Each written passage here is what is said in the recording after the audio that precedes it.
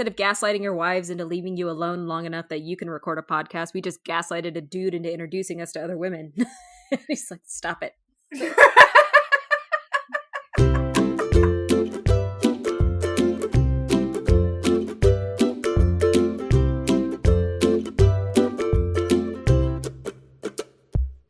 Anyway, hi!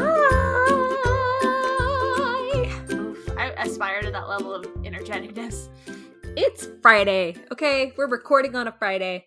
I've had a really, really rough week, so... Glad to see that door close. Yeah. Also, we got pasta today.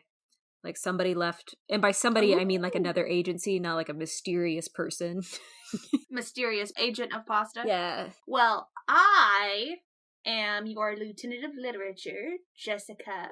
And with me, as always, is the wonderful, the fantastic Master of Mediocrity. I'm Erin. Woo! Yeah. And today, I guess I'm doing the intro because we have to do that sometimes. But it's not really my episode; it's your episode, Erin. So what are we doing today? We're talking about a creator, and she created some manga. Manga!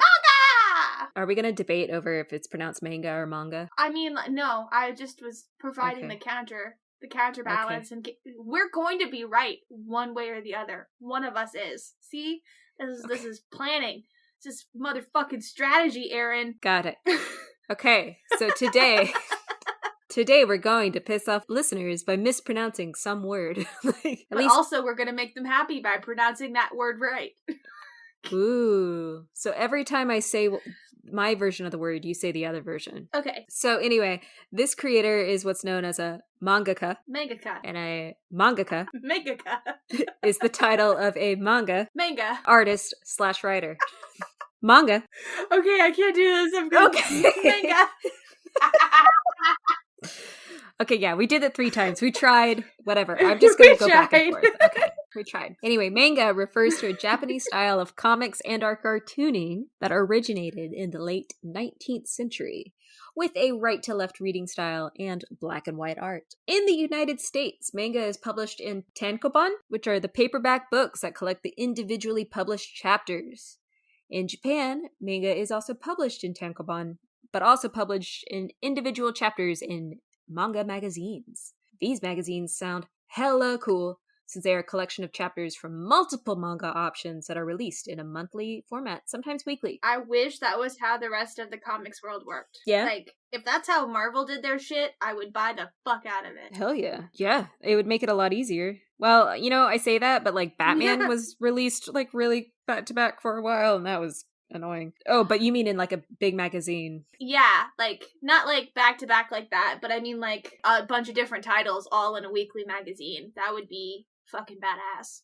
Do you know how amazing that would be? They could put out an all-lady book and like Oh! 7 Batman books, and you would still have to buy the all-lady book because it's in the same collected as the 7 Batman. So you're like, support!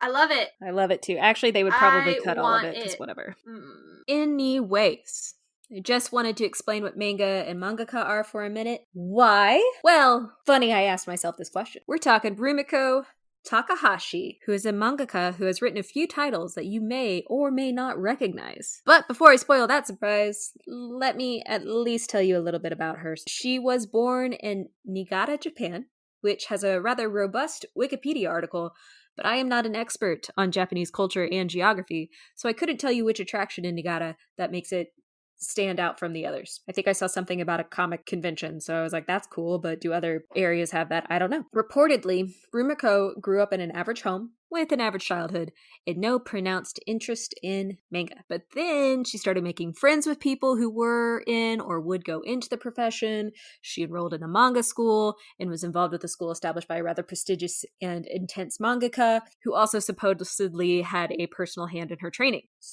So, girl just kind of started doing it, I guess. Good for her. This training reinforced the idea that stories should have fascinating characters. And she gives us a variety of personalities and characters in her stories. She also, probably coming more from her than any training she got, kept her women as strong, bold, tough, and intelligent not demure or timid like tradition expected at the time. She can also write a pretty great romance story, building more on the conflict and gradual development of characters rather than overt displays of romance to show character development. So like that love triangle stuff, she got it. But if you want something with character growth, you should definitely pick up Rumiko Takahashi's works. She started publishing in 1976 through a manga club, and this was when she really had to make the choice to shit or get off the pot in regards to becoming a mangaka. Thank the world for the weekly issue magazine Shonen Sunday for giving Takahashi her break into the publishing world, because her first series, Those Selfish Aliens, earned her the New Artist Award and gave us the rest of her career. In the 80s, she experienced one of the most prestigious milestones of a mangaka, and that's getting her work adapted into animation. And then she hit that great point in the career where her stuff was translated and published in English. Let's just say she's the reason anime and manga are really accessible to English audiences. Go girl. Yeah. So now I guess it's a great time for me to start listing some of her work. I want to say in no particular... Can we do something? I want to do a call and response. Okay, so like first thing that comes to mind? Yes. Kagome! Sit, boy! You missed it, girl! I know. I wanted to shout Kikyo! Even though I know Kikyo! Kagome! Inuyasha! Shippo! Inuyasha! Oh, man. Okay, sorry. But Master Inuyasha, the scent of your blood has changed. Listen, we'll get to that in a second. I gotta tell you, that is my favorite meme that still exists with people who know. The people who know, you know? You know? If you know, you know, you know. Yeah, totally. So... Bro. Do you even... Rumiko Takahashi? Yeah. Okay, I mean, we gave away one work already. I guess two, because I technically named one in the Rumiko Takahashi History. Hit me with that bibliography. Some other titles with her name attached are Yurusei Yatsura, Maisan Ikoku, Maris the Chojo, Fire Tripper, The Laughing Target, The Mermaid Saga, 1 Pound Gospel, Ranma 1/2 or 1/2, 1 of 2, and then Inuyasha Sengoku Otogi Zoshi, or just Inuyasha. What a nerdy name for such a delightful, piece of my childhood. Yeah. Okay, so it's interesting that you say delightful part of your childhood or whatever, because Inuyasha stands out for being different than her other works, because her previous works are more comedic and lighthearted, and Inuyasha is a darker story that discusses more mature topics and has a truly evil villain. Mm-hmm. Yeah, so it's like Inuyasha, if you watch the show as a child or as an adult, that is a darker story, and we'll get into my thoughts on that when we get around to that part of this episode. But Rumiko Takahashi, you might recognize the name of this Hall of Fame. She was inducted into the Eisner Hall of Fame in 2018 after being nominated for entry in 2014, 16, and 17. So she is one of the few ladies in the Eisner Hall of Fame. She's won a crap ton of awards and accolades. It's just a lot easier to list the Eisner Award because we've already kind of dragged that one through the mud in previous episodes. Pretty much, Rumiko Takahashi is the reason we really have manga and anime. Sure, Dragon Ball Z was also really popular. Sure, there are all these other really popular titles, but she was one of the forerunners. She helped open that door. Maybe not hugely commercially successfully, but she opened that door. A lady's foot is the reason we have weeaboos. Yes. That's a dubious honor, isn't it? It's a dubious prize to have won. I say, as a full weeboo, it's fine. I can make fun of them if I'm one of them. I'm one of them. I can say the word. I love it. I love it. I'm just saying what we're all thinking. I'm not going to judge if somebody identifies as weeaboo. The only thing I will judge is the level of hygiene associated with that and the level of respect towards others, because those are part of one's character and not one's nerdy niche. So like it's like the meme that's like, oh, I was made fun of in high school for watching anime and for being a weeboo, and then it's like, no, you were made fun of in high school for running around with your arms behind your back and not taking showers. Like, you don't blame watching anime because there's plenty of us who are doing it and not like being doing made fun of. Yeah, weird how that works. Yeah. Everybody knew what Dragon Ball Z was. If they knew it enough to make fun of you, they were probably watching it. If they knew that you were Naruto running, they know what Naruto is. So there are other reasons. You're just I'm sorry. There are other reasons. That doesn't mean you deserved it, though. No. I'm not endorsing school bullying, except for the people I made fun of. They totally deserved it. No, I'm kidding. I'm kidding. Oh my god. No. Oh my god, why would you say that at Scorpio season, okay? No, I'm kidding, it's not. Jesus I don't know. Christ. I don't know. Until we get to Leo season, baby. My child might be a Leo. I know how to deal with that. Leos and Scorpios don't get along if you look at any of the charts. But my favorite partner story, to get back to anime and away from astrology, because that's too much right now. I can't even. I don't want to show how much of a nerd I am, Aaron. I gotta keep some of it. Because I leave some of them wanting a mystery. More. A mystery. Yes, I gotta leave something for you to wonder about, dear listener. Corey, my partner, I was successful in getting him to watch One Punch Man because he did watch the Shonen TV shows when he was a kid too, like that were on Toonami and stuff, so he knew what Dragon Ball Z was, and so therefore was able to enjoy this hilarious riff on all of that, like that entire genre of anime by like association with me. So I was really excited whenever I got him to watch an anime with me that was new and not me just like pulling his teeth out to watch this show.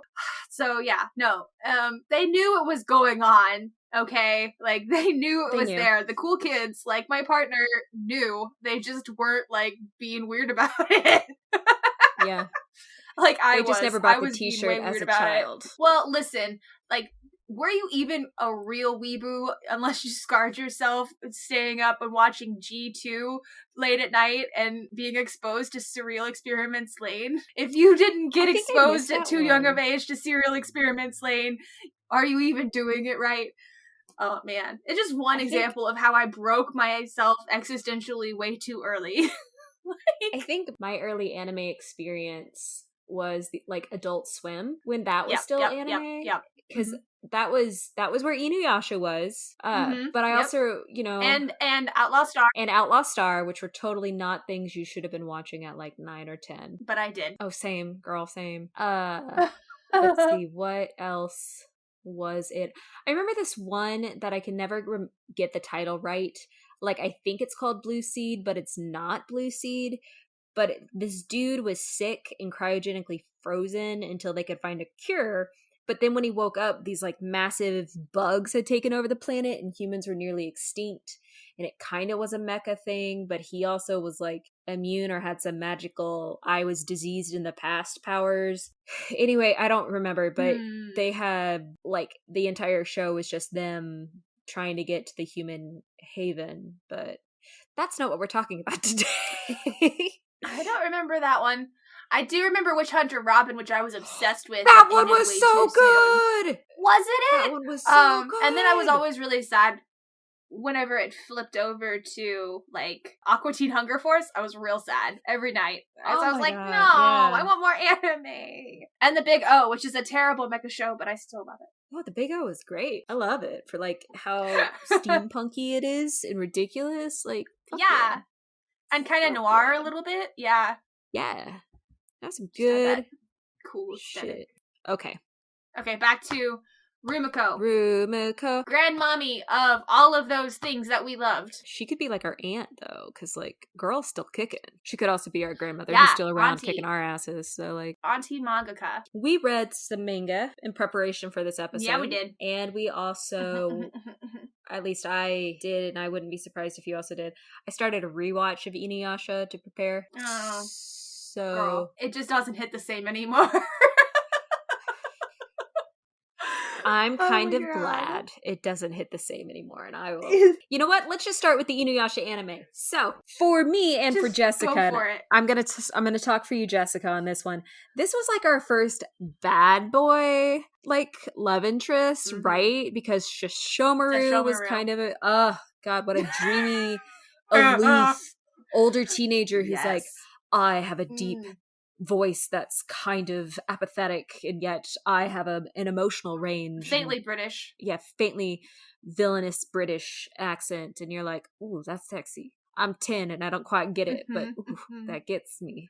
And then you have Inuyasha, I like it a who's lot. like, he's kind of a bad boy fun, but like, he's got that big, bad, evil brother. Yeah, Kyle who punches holes in drywall. That's Inuyasha. That's true. At the beginning, he does grow up pretty quickly. There is growth. Yeah. There's Kagome, who is like, I'm actually really great for being 15. She's like really strong-willed, a little horny. Like, what? Also kind of bratty, but also fun. Also kind of bratty, but also fair. Like, she does have a pretty good heart throughout all of it. Pretty strong sense of character and goodness. There's a very realistic 15-year-old, like you said. Frankly, I think what solidified Kagome in my rewatch of her, like, okay, one, she's a really solid projection character. All right, because she has this range of personality, and you're like, I could relate to this. This is fun. But what really solidified her in my appreciation for this rewatch is that she was creative and smart when they're being fought by a frog demon. She's like, oh, fire. Wait a minute, I have hairspray and a candle. I'm going to make a flamethrower. And like, as an adult now looking back on it, I was like, I wouldn't have done that if I was 15. Like, that's actually really, really brilliant, Kagome. Very smart. Listen, you didn't play with fire enough. I maybe played with fire, but like, I wouldn't have had hairspray. I didn't do hairspray. Like, that's true. That's true. And that's where the 80s influence really helped Kagome out. She was really smart, and really determined, because she was able to lug around her backpack full of all of her books and her gear and her makeup and snacks, like, all the time. Like, she was just carrying it, like, no big deal. You're like, damn, girl. What? It's like that Holes moment where you, like, carry something a little bit every day, and then, like, by the end of it, you're way stronger. Yeah, yeah. And then also her willingness, like, the and problem you see her solving. Get better, too. Yeah, she does. She just gets better. Because, like, she, like, sucks at being an archer, and then she becomes really great at being an archer. You know, like... She keeps trying. I like it. She's resilient. Yeah. I love it. Yes. But then there's also Shippo, who I think Shippo is my favorite. The little fox demon who, despite being a child, is wiser beyond his years. And a fantastic artist. I really like him because he almost stands in for the chorus. Because he's just like, oh, this is happening because Kagome and Inuyasha have repressed feelings for each other. And you're like, damn, dude, you're 8. Like, just as like a pranky little fucker. Oh, he is a pranky little fucker. I love it. But yeah, Moroku, the biggest creep of them all. He's a lech. He is a lech. The only reason I enjoy his character is because it allows for Kagome and Sango to react in really realistic and I find appropriate ways. Because he is the pervert. Yet, everyone around him reacts negatively to his behaviors. Like, in the party, reacts negatively to him. And I love that Kagome and Sango are legitimately glaring at him, not out of jealousy, but because what he's doing is gross. It's like, they're like, you asked an 11-year-old to bury your child? And it's like, I didn't mean it. And they're just like, that's disgusting, dude. Like, disgusting to his face. That's true. I've never thought of that before, but there are a lot of medias that they don't do that with. Like, there's a lot of media where they just are like, ha ha. It's a joke, yeah, but then they're very, and it's kind of still a joke, like it takes the edge off, but it's so routinely done that you're like, yeah, that's not appropriate. Yes. Glaring at him. And eventually he stops because, well, he falls for Sango. And Sango's really cool because she's just a badass demon hunter who will get shit done and carries a massive boomerang on her back, which is a weird weapon choice, but Sangha was like the cool sports girl, you know, like she was like the girl, like the big sister type you looked up to, you know, like Power Ranger in the group. You're like, oh my god, you're like super competent and talented and have already spent all this time training and stuff. That's very exciting. Like where Kagome is like diligent and like will keep going, like she's established and honor bound in sort of that like kind of like that riff on the samurai thing, but like for a like all family type aspect of it instead of like a you know men's group type thing. I don't know. I really like that family dynamic of the monster hunters, the demon hunters. Oh my gosh, yeah. Well, and then the family dynamic of the group in Inuyasha. But you know, I just wanted to introduce the characters. I also wanted to say that Sango and Kagome click immediately. We talked a little bit about I can't. You know what? I'm done. Done with that name. Sesshomaru. I don't know why we got it. We got it so well there at the beginning, and then we lost it hardcore. We talked a little bit about Sesshomaru already, but then there's also Kikyo. Kikyo, who was Inuyasha's love, and they were turned against each other by Naraku, the irredeemable villain of the series. But Kikyo is, though she starts off the series dead and reincarnated as Kagome, she comes back and has, I think, one of the most inconsistent characters in the story. However, she's not Kikyo from before who was alive. She is a hate-filled reanimation of Kikyo who is clinging to the fact, to her anger and to her hatred about being denied the life she wanted, which was a normal life with Inuyasha. So that all takes a while to really kind of develop for her. She just kind of fluctuates between somebody who's vengeful and hate-filled to someone who still begrudgingly loves Inuyasha and is just jealous of Kagome, and then they have this love triangle, which I still think is handled actually really well, because Kagome is like, he still loves Kikyo, I guess I'll deal with it. But like, while Inuyasha and Kagome are still just naturally building this relationship, because Inuyasha's like struggling with the fact that he really likes Kagome in a way that I don't think he liked Kikyo. So it's just really fun to watch them interact. That's one of the weird parts, I think, looking back on it. Now, I didn't rewatch very much of it. I have tried before and was not successful because of reasons. I really thought that it was a weird juxtaposition. The bratty kind of piece of shit that Inuyasha was at the beginning of the season, of the show, you know, like, having been in love successfully with this sophisticated female archetype that Kikyo embodies. The serene, ultra good priestess turned vengeful, ultra hot clay lady, you know, like, and to have him have had a romantic relationship with that implies that he was a lot more emotionally developed than he actually was.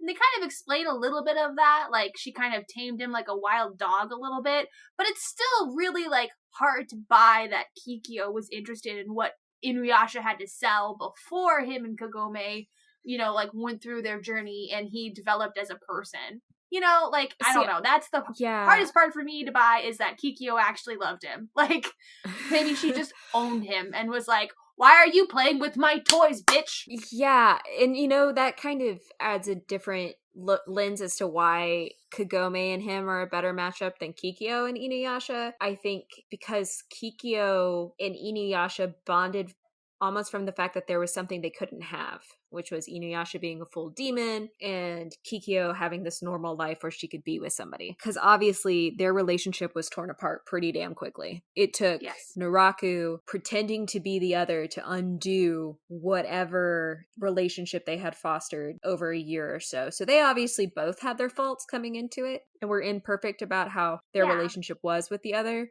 Whereas Kagome, as we're watching Kagome and Inuyasha adventure together, Kagome still trusts him, even in dangerous situations. Like, Kikyo is possessive over him, but Kagome, on the other hand, is like, no, you're your own person, you've offended me, I'm gonna leave. They're gonna have ridiculous yelling spats because they are 15 or so, but she still will take an opportunity to treat him kindly and with trust in the moments where it matters. Does that make sense? Yeah. But I agree with you. I think for Kikyo, though, she was like, I could have slept with you. I could have had your kids and we could have lived a normal life, and now I can't. And you're being all happy and healthy with this other woman because I was murdered and betrayed by you, but it wasn't you.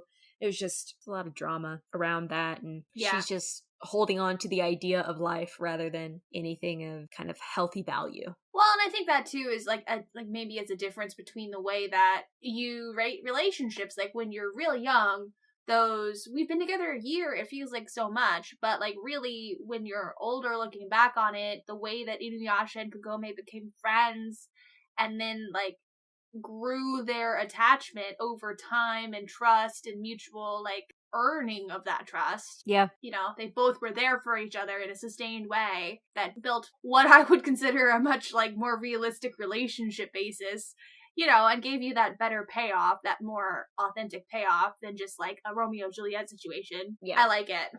It shows a real, I don't know, like to me, I'm like, it shows a woman's touch that she was like, you want romance? I'll give you some motherfucking romance. Like, here you go. Strap in for 52 seasons, motherfucker.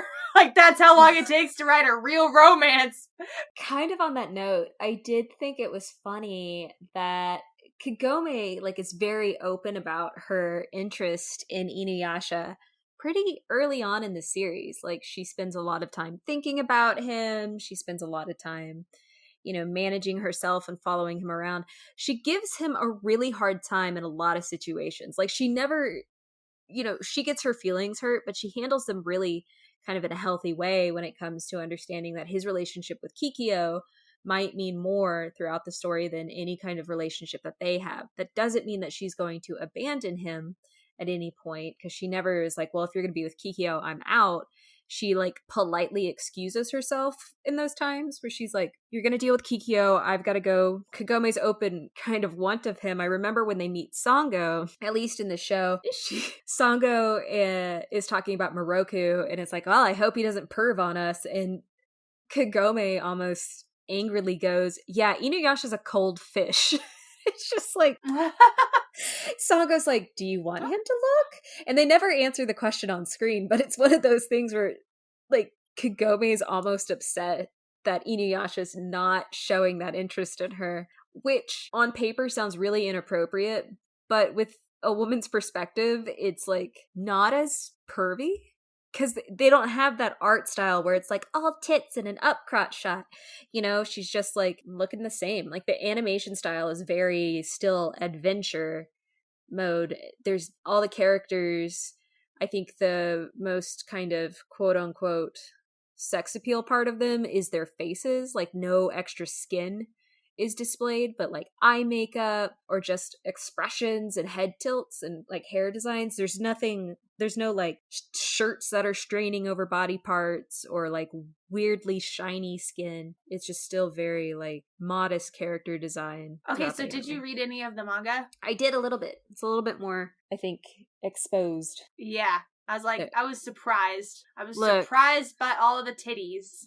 Rumiko, I think, is hornier than we need to give her credit. Like, we should give her credit for that. We should give her credit for being horny. Well, and also, I have to say, now that I've read the big Takoban, so like the combined three Takoban big style one, which if you're around manga for long enough, you end up attaching yourself to an anime or a manga that goes on for so long and it sells so many copies that they start doing this thing where like okay, I'm gonna show my age here. When I was buying manga at Borders as a little bitty weeboo, they came out every like 2 or 3 months and they were $10, like $9.99. And then if you're cool and you hop on later, they sell them 3 for 1 and it's like $19.99.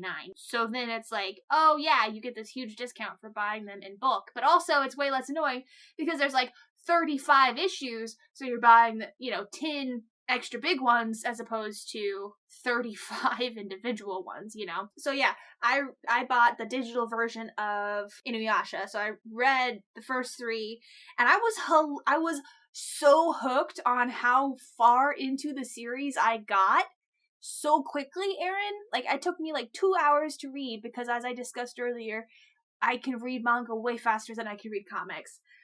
And I got so far into the series, and I was just like, yes, this is the way that I'm going to reconsume this property, because I cannot sit through 50 hours of them yelling Inuyasha and Kagome at each other with like real weird choices of like 90s era voice acting, and I can't do it. I cannot do it, but I can totally binge me some fucking manga, and I will absolutely do that. And also, if you're cool like me, you kind of held on to a little bit of the purist, the bullshit purism that doesn't mean anything and is real dumb whenever you look at it, but like, you know, it's not canon unless it was in the manga first.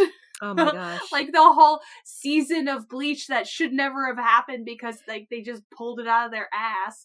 You know. Oh my gosh. But anyway, I read the manga and it was a wonderful experience because it was a little bit more adult than the way that they made the anime. And I had that basis of watching 90% of the anime. And it wasn't 100% either, because this was back in the day when you had to like videotape that shit and TiVo didn't exist yet. So I literally had a VHS recorder on a timer because my mom wouldn't let me stay up that late. So then it was just like set to record at 11. Oh my god, I love it. I think my family life was a struggle back in the day. I don't know if I gave them a choice. you just did it. Just did it. But yeah, I didn't even get to see all of it, so I wanted to go back and watch it, and I just couldn't. I couldn't get through it. I could not get through it because I'm looking down the barrel at literally weeks of my life trying to rewatch this anime, and there's no fast forward button that is satisfying here for all of the filler that you end up getting in anime whenever you're binging it instead of watching it as it's released. So I was like, nope, I gotta just do this the other way. Like, I'm just gonna have to buy myself manga so that I can binge this shit and get caught up and watch, like, the newer properties or the movies and stuff and understand what's happening. And yeah, I do appreciate the amount of more adultness that was there, because it was like a teen boy book instead of like how it sort of was released on the anime, which was like middle school type show that had teenage like themes, and it was dark and there was a really bad villain. But also, like, I don't know, a lot of the best children's media do have the best villains. Avatar: The Last Airbender had one of the best villains in fucking history with Azula. You know, you have truly heinous crimes coming out of some of these kid shows, you know, and you have real moral questioning that happens, and then, you know, like you kind of turn your gaze over to some more adult shows, and it feels like it was made for children, you know, with no real thought or real like moral message, and just a lot of titties and guns. You know what I mean? Like, yeah, it's a real weird. Somewhere life is weird right now, Aaron. Well, it's interesting you bring that up about like kid shows having more clear villains than shows for adults. I even think She-Ra and the villains in She-Ra were still really defined, and some of them grew and changed, but becomes very clear at certain points that decisions villains make to continue to be evil is what the evil act is, right? So a thing that I learned having to grow up and go into social work was the idea that I can have a moral code. Like, I don't have to take the middle ground like we're told that people try to teach us as adults. Like, consider both perspectives, blah, blah, blah. I can and should have the belief that certain opinions, quote unquote, are evil or morally wrong or something like that. And though people might say, of course, that's obvious, I'm talking about more nuanced things, right? Like, when we choose to compromise on certain issues with friends, it was more of this unlearning of that and being very clear with myself and maybe those around me that these are my hard lines in the sand. That exploration in media, though, is reflected, right? Like the whole, oh, is everybody as truly as bad or good as you think they are? Like, bitch, please. All right? No. I'm tired of this emotional fry. Like, we're going to make everything shades of gray because though there are situations that are shades of gray, not everything is. Some things are going to be really evil. In children's media, when you're still trying to teach basic moral codes and norms and ethics, they're going to be very clear cut. And then they're still going to start blurring as an adult in order to make it harder to see the lines for us to forgive people who do break those codes that we learned as kids. So I personally also prefer a villain who is clearly evil and unchangingly so, rather than complicated evil, unless the evil that actions that they're taking are ones that are gray or done under duress or something, But anyway. Yeah, I think that children's media, I think people get this idea that media made in this way, so like shoujo manga or shonen manga, is a little bit piffy or like lowbrow. People have this idea that it isn't compelling unless it's morally gray, or like that vagueness is what elevates it to high art or whatever. But what like you're talking about, teaching people to forgive others, and allowing them to have growth and stuff, is exactly what a lot of that children's media that I really love that's coming out now does. Like the She-Ras and the Adventure Times, where they slowly unpack and they explore what it does mean to have like different shades of badness, like in Adventure Time, for example, the Lich versus the Ice King, and the Ice King was dad. Like the pan-ultimate versus his dad, who's like the real shit heel. Let's all be real here. Yeah. Like, it's stuff like that. Those different kinds of evil are well addressed in very impactful ways that show and they don't tell, as opposed to a lot of these quote-unquote high culture type takes, the grimdark Batmans, and it's really just, it's not actually compelling in the same way, because there's this idea that you have to have a certain level of X, Y, and Z in order to be adult. And that's what I like about comics, is that it kind of straddles both lines. Like you have this thing that was like inherently made for children, or it has this like appeal to children, or is like has its roots in being children's media. And the stuff that I still love and the artists that I still love are the ones who kind of retain that messaging, that like depth and breadth of storytelling, and infuse that visual art aspect. But whenever you're talking about like American comic books versus manga, in terms of what I find compelling about the manga as opposed to the comic books, it's just easier for me to digest because it does have a lack of color, does have that kind of, I don't know, it's less visually confusing for me. It's still beautiful, and they have those middle frames where you see that the character designs are usually very good, even though like they get made fun of a little bit for. Yeah, exactly. It's easier for me to have a more complicated story in a manga form than it is for me to have it in a comics form. Like, the comics form could be more, it can be a compelling story, it could be a diverse story, but what it has to do to give me that is to be a compelling piece of visual art, and then have enough words to get me through. Like, I respond better to complicated art in comics that help tell a story, like, so you're using the art in a different way than I think manga does. Like, in terms of mangaka, like, I feel like they're primarily storytellers who are good artists, like, yeah, and that might not be super fair, but that's kind of how I digest it, because whenever I'm looking at manga, what I'm looking at is storytelling, and what I'm looking at in comics is this much more complicated art narrative. I feel like I might have bungled that a little bit, but that's kind of... That actually really... I don't know. So, for the listener, these are actually the same thoughts I have. You and I just haven't had this conversation before. This is actually the first time we've really talked about manga and its presentation, and you're pretty much you're saying what I also feel, in that how manga is more engaged because the artistic style is just different, and it has different goals, and it has different messaging than American art styles.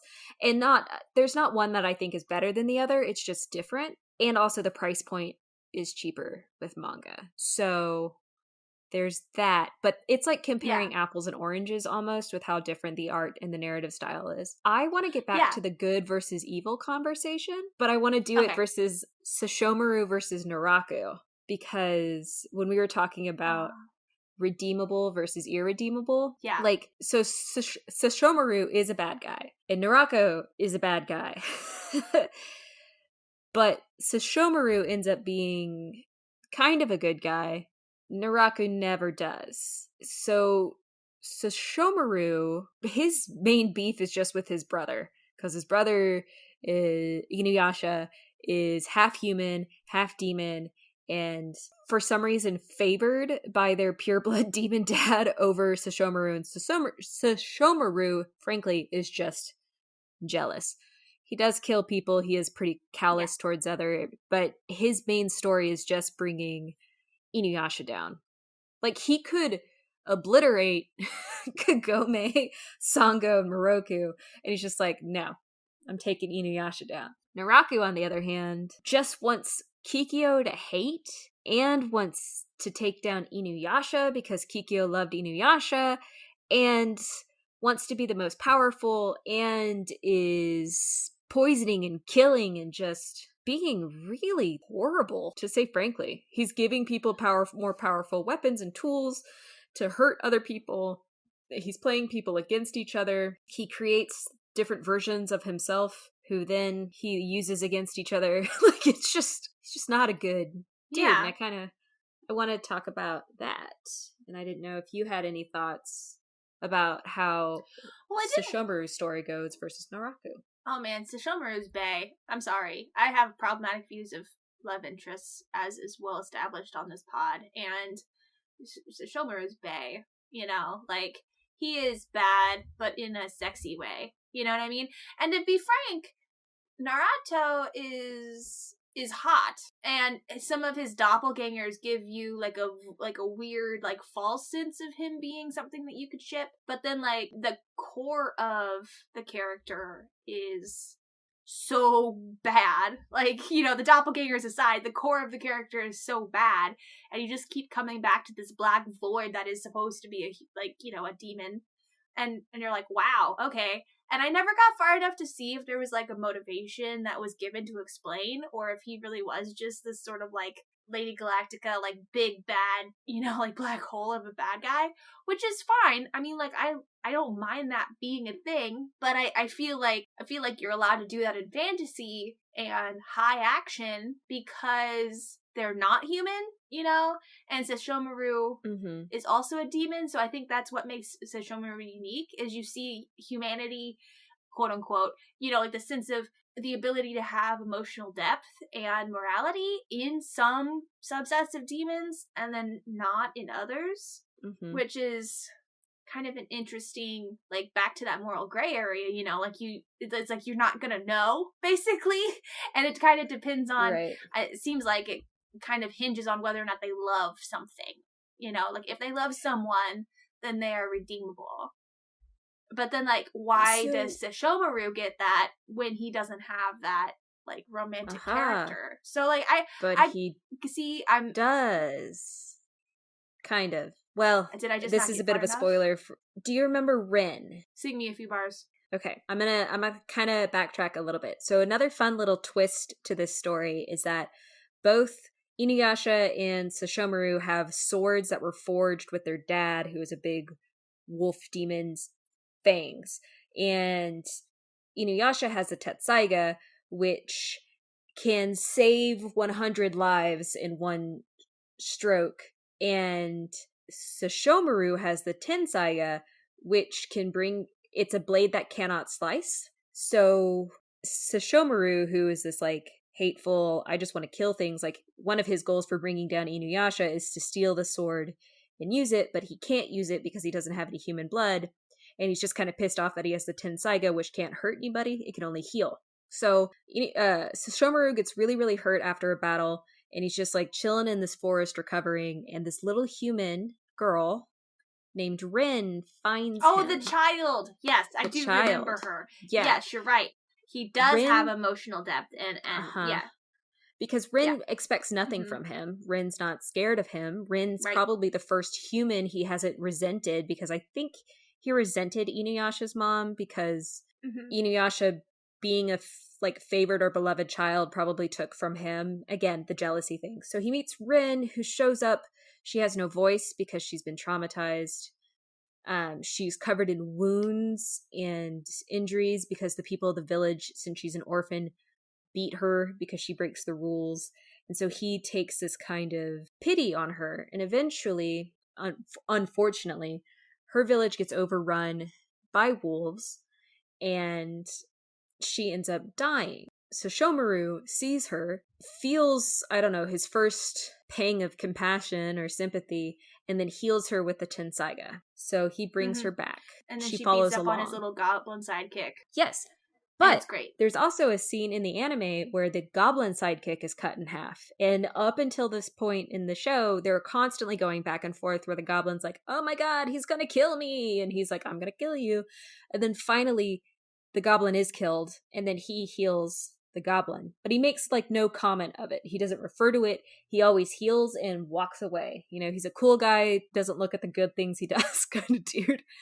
But that's where his character, that's after he heals Rin. It's after that arc. So it does go back to people get to be redeemed when they love somebody. It's kind of one of those, like, choosing a good, compassionate act, healing somebody who is innocent, and healing even somebody who's been with you through thick and thin, like the goblin character. That was the turning point for Sesshomaru, and I think what led the way to Sesshomaru working with Inuyasha against Naraku at the end. So I think he kind of comes into the... because he gets something to protect. He has his own things to protect, and the kind of the chaos and the mayhem that Naratu kind of sows as being sort of the penultimate bad guy. Like his anarchy, his black anarchy goal is sort of like messing with Sesshomaru's ability to just be a good guy who doesn't observe being a good guy. Like, I don't see it. If I don't look at it, it's not there. But then he has to keep making these things where he saves these people. So he's like, fuck it, I'll just kill that real bad guy so that I don't have to keep saving these people and realizing that I'm not all bad.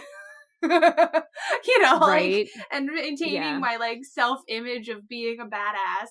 And I think I remember a little bit that part of what it seemed to me growing up that Sesshomaru hated about Inuyasha was that he did have a mom who loved him in a way that Sesshomaru did not have, because his mother was a demon, you know? And like presumably his demon daddy didn't have that turnaround until he felt that emotion for a human woman, you know? Which is funny too, because it doesn't require a human woman, as you can tell by Shippo's family, you know, like, 'cause Shippo loved his daddy, you know, like, it doesn't require that. I think it's just an interesting narrative choice that it's emotions of love, you know, either romantic or familial, that kind of distinguishes, which is sort of a child's narrative, but also is like, I don't know what else, I don't have a better way to explain the world, you know, probably because that's the narrative that I grew up on as a child. It's a clear line in the sand, but it's a clear moral choice. It's something to stand on. Yeah. But with Naraku, there's a scene where he's just straight up like, he's interested in Kikyo. Like, he's presented at one point when he was still human as a potential competitor for Kikyo's affections against Inuyasha. And yet he follows that up by talking with Kikyo's little sister Kaede. He says something to her about like, I pretty much just want to break Kikyo. Like, I'm so fascinated by her goodness that I want to see it dark. He allows himself to be consumed by demons and become this horrible, powerful demon.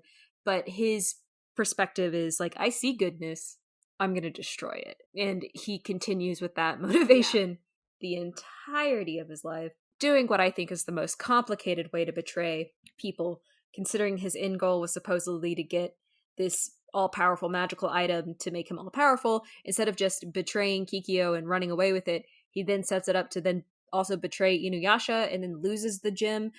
I don't know. It was really convoluted, but it probably feeds to his fascination with really, really destroying Kikyo and everything that she thought was good in the world. So that's the difference between the two of like, Sesshomaru saw goodness and kindness. Somebody displayed that to him and he changed his path, whereas Naraku is like, I saw goodness and kindness and I'm gonna break it. Like, ooh, okay. Not a good person, not redeemable. I do kind of want to say that we're cheating a little bit. We're cheating because we're talking about this artist's work more as an author than we are as an artist, because of the way that we both feel about manga, I think. And I think it's well, these episodes are supposed to like, capture we're good artists or authors. Yeah. Well, yes, but I feel like we struggle so hard with talking about artists, and then like Like, as soon as we have some sort of narrative byline to fucking pick up on, we're like, yes, this is my house! Like, welcome to my house, bitch! Like, we're gonna talk about literature again, because that's what we like. Okay. Boom. Okay. Well, here's my opinion on the art. Kikyo and Kagome are supposed to look exactly the same, yet she creates their character designs distinct enough, now albeit they have 500 years of fashion between the two of them, that you can tell them apart. And that's good art. It's true. It's great. There's my opinion on the art. There you go. It is good art. I think that the good manga artists are so good that they sell you on it. They sell you on the setting, you know, and they're internally distinctive characters that pass the shadow test and all of that. Like, it was so good that you could get swept up in it and watch it like a movie instead of like having to overanalyze everything because you don't understand what's going on the panel or something. You know what I mean? Mm-hmm. Like, yeah, she's just really good. She's good at what she does, Erin. You have to be good at both. And she has a really distinct style, too. Yes, and I thought I would hate that. I thought I could not get over that because of how different it is between the anime and the manga. Nope. It took me like 2 pages and I was like, sold. Because the face shapes are different slightly. Kind of makes me wish that they would have kind of carried that over. With hers. But I think that was just sort of the way of the time, right? Like, that was the face shape that they made things. They did that with Sailor Moon, too. Sailor Moon, the face shapes in Sailor Moon were different than what they did in the 90s anime. But if you look between the two, they were just the the more animated face shapes. Like, that's just the size of the faces, and maybe they were all using the same 3D models or something. They might have been.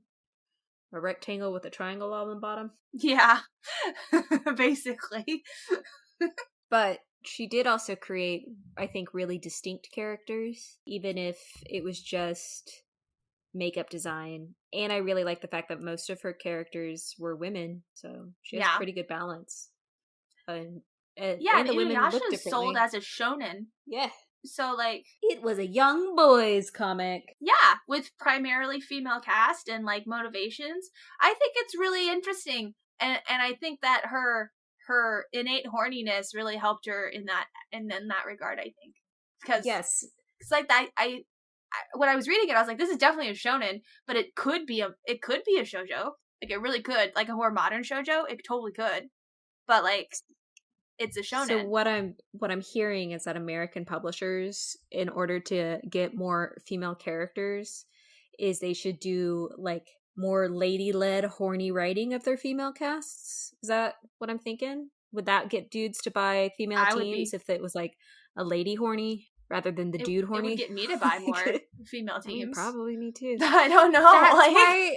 Oh my gosh. Boy, do I have a horny comic for you then. Oh no. I hope children don't listen to this episode. It's fine. Okay. I'm content. Me too. Are you going to give me that? This was a really fun episode. Are you going to give me that recommendation? I agree. Girl, not on recording. Oh, okay, fine. I'll tell you off the... Yeah, no, I really did. I'm always a little bit, like, not reticent, but, like, a little bit leery of coming into the artist spotlights because I'm so bad at talking about art. So it's really fun and refreshing to actually have a personal connection prior to getting on the horn with you about this particular artist. So yeah, who also is a writer. That's all from me. Yeah, that's all for me too. Hey, if you like what we do here, check us out on Twitter and on Facebook and on all of the things. If you would like to see all of the things, Erin's really good at putting out link trees. So once you find the link tree, you will find all of the access you could ever want to all of the different pathways that we have chosen to provide you, including, but not limited to, YouTube and our actual main hosting site. Also, hey, if you like what we do, maybe consider buying us a comic book on our Ko-fi page. Tip jar! Tip jar! It helps us, provide for the hosting and, feeds into our bad podcasting habit. Currently, we are working on buying cheap DIY sound equipment so we can soundproof our spaces. And if you would like to assist that in any kind, out of just the goodness of your heart, that Ko-fi tip jar is the best way to do it. Are we going to disagree on how to pronounce Ko-fi? It's like manga versus manga. We're just getting the full range. We're doing it all just so no one can yell at us. Or everyone can yell at us. But hey, if you want to yell at us specifically and you have things to say, ! Capitalization, We also have a contact page, so you should totally hit us up. But we also have regular comics analysis, and every once in a while we have fun things that we just want to talk about. So yeah, we release on Mondays, usually in the morning, but sometimes in the afternoons because life happens. But it's always on Monday, so hit us up. Thanks for joining us and listening to us chat about Rumiko Takahashi, the one, the only, the great aunt of manga, or the grandma of manga. Great aunt. I like that. Yeah. We hope you join us next Great time. auntie. Bye.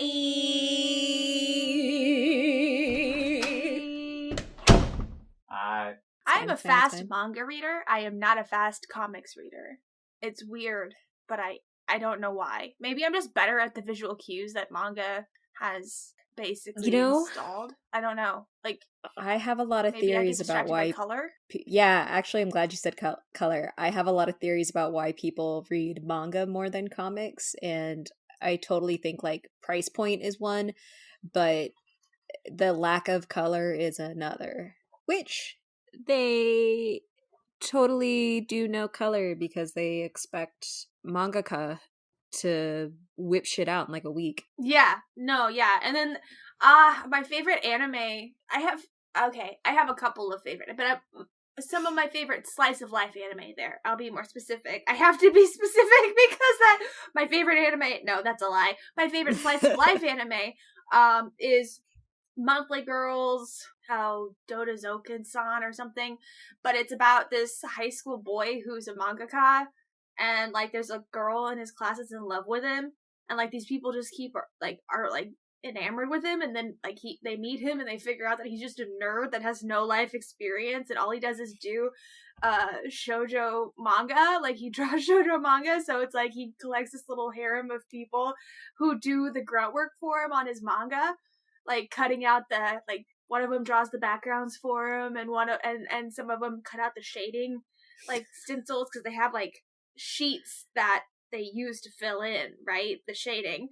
Yeah, it's like stickered up and shit. It's a really like, and I learned a lot about how manga was actually created by watching that anime, that stupid little like animation. And I was like, my god, the tactileness of it just really made me happy. You know, like the idea that it's glued and it's like layered and it's just, I don't know, I really like that about it. And I kind of want to get my hands on like somebody's drafts. What does it look like? I want to know.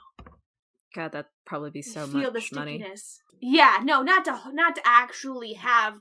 I don't like just spending money on shit like that. That gives me 5 minutes of enjoyment, you know? Like I'm not a collector. I'm a reader. I'm not a collector. So, but yeah, that's one of the things I would like to see IRL, you know, like just the sticky hard, because you'd think it'd have to be like one of those like art project notebooks or something that you do in grade school, you know what I mean? Like just a lot of construction paper and glue, and things are kind of peeling up on the edges. But obviously a higher quality because like they put it into print. Yeah, but I'm pretty sure it's because of scanning, and I mean, like, yeah, the art is better. Yeah, but they probably just have better. The glue. Limits of the I don't know about that. Mangaka like struggling, real art supplies. Yeah, but like real art supplies, manga is a huge market, like in Japan, and it's actually a pretty good chunk in the world. Like, no, yeah, they just don't get paid for their shit, right? Like, in terms of artists, they're one of the most stolen art mediums, aren't they? Like, because of streaming services and the way they're paid. Oh, probably. But like, I was just gonna say they probably have the art supplies. I'm just saying they're not gonna rose art that shit. Like, yeah, they're not gonna Elmer's glue. Well, no, dollar not. Glue stick that. Shit, I would. I'd dollar glue that shit, and I'd be like, it's a choice. This is my expressionism. It's art. God dang it.